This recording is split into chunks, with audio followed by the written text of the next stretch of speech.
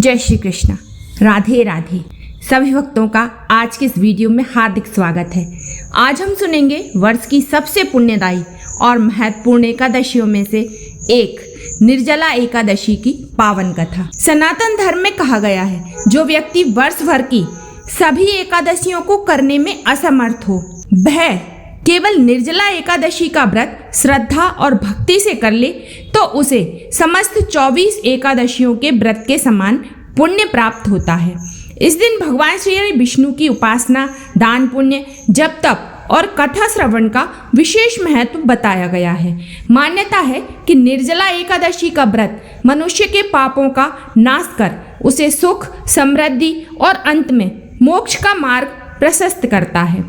आइए भगवान श्री हरि का स्मरण करते हुए श्रद्धा और विश्वास के साथ निर्जला एकादशी की यह दिव्य एवं कल्याणकारी कथा सुनते हैं। एक बार युधिष्ठिर के लघु भ्राता श्री भीमसेन जी ने श्री व्यास जी से कहा, हे मुनि, हे भूदेव, भ्राता युधिष्ठिर तथा माता कुंती और धनुर्धर अर्जुन व नकुल, सहदेव और द्रौपदी एकादशी के दिन व्रत करते हैं और मुझसे भी एकादशी के दिन अन्न न ग्रहण करने के लिए कहते हैं। मैं कहता हूँ कि हे भाइयों, मैं दान भी कर सकता हूँ और अत्यंत भक्तिपूर्वक भगवान का श्रद्धा से पूजन भी कर सकता हूँ, किंतु भूखे रहने की बात मेरे बस की नहीं है।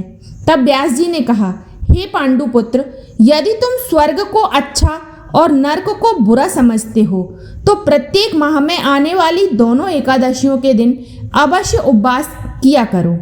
भीमसेन ने कहा, हे पितामह, आप कहते हैं कि हर मास की दोनों एकादशियों को अन्न न खाया करूं, किंतु मैं कहता हूं कि पूरे दिन उपवास करना तो दूर है, मुझसे तो एक समय भी भूखा नहीं रहा जा सकता, क्योंकि मेरे पेट में ब्रक नामक अग्नि रहती है। बहुत सारा अन्न खाऊं तब शांति मिलती है। फिर भी यदि मैं प्रयत्न करूं तो वर्ष में एक दिन अवश्य उपवास कर सकता हूं। अतः आप मुझे किसी ऐसे व्रत को बताइए जिसके करने से स्वर्ग मिल सके। तब श्री व्यास जी ने कहा, हे भीम, बड़े बड़े ऋषियों ने तथा महर्षियों ने अनेक शास्त्रों की रचना की है। तुमने मानव धर्म व वैदिक धर्म सुने हैं, परंतु कलयुग में मनुष्य उन पर आचरण करे, यह शक्ति उनमें नहीं है।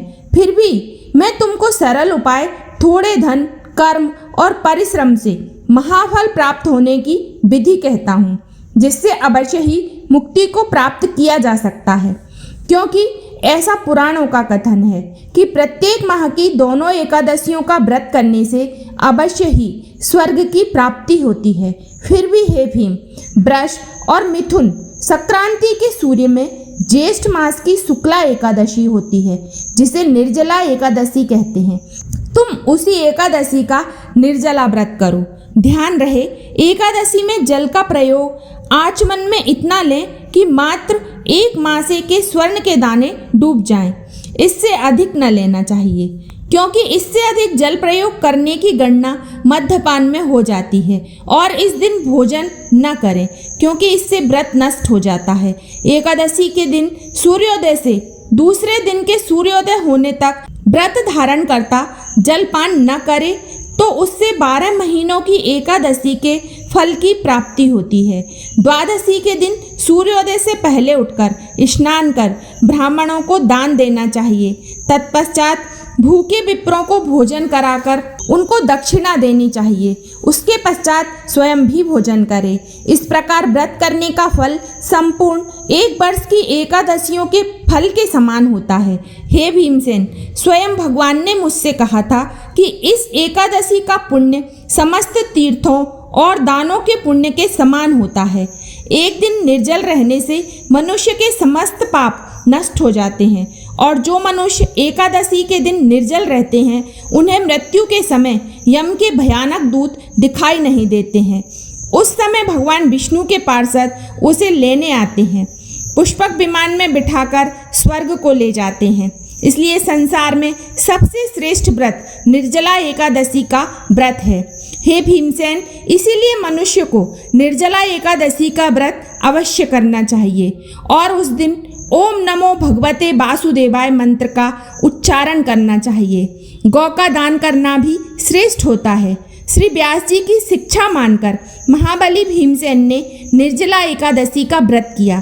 तभी से इसका नाम भीमसेनी एकादशी के नाम से विख्यात हुआ। निर्जल व्रत करने से पहले भगवान की पूजा करनी चाहिए और हाथ जोड़कर विनय करें कि हे भगवान, मैं आज निर्जल व्रत करता हूँ, आप मेरी मनोकामना पूर्ण करें और मुझे शक्ति दें। शक्ति अनुसार अन्न, जल, वस्त्र, धन आदि योग्य ब्राह्मणों को दान करने से अक्षय फल की प्राप्ति होती है। जो पुरुष व्रत के दिन यज्ञ होमादि करते हैं उनके पुण्य फलों का वर्णन भी नहीं हो सकता। इस व्रत के करने से मनुष्य विष्णु लोक को प्राप्त कर लेता है। ब्रह्म हत्यारे, मद्यपान करता, चोरी करने वाले और गुरु द्वेषी तथा असत्यभाषी मनुष्य भी इस व्रत को करने से स्वर्ग को जाते हैं और जो मनुष्य इस दिन अन्न खाते हैं वे चांडाल के समान समझे जाते हैं। इसी के साथ निर्जला एकादशी व्रत कथा संपूर्ण होती है। बोलो श्री विष्णु भगवान की जय।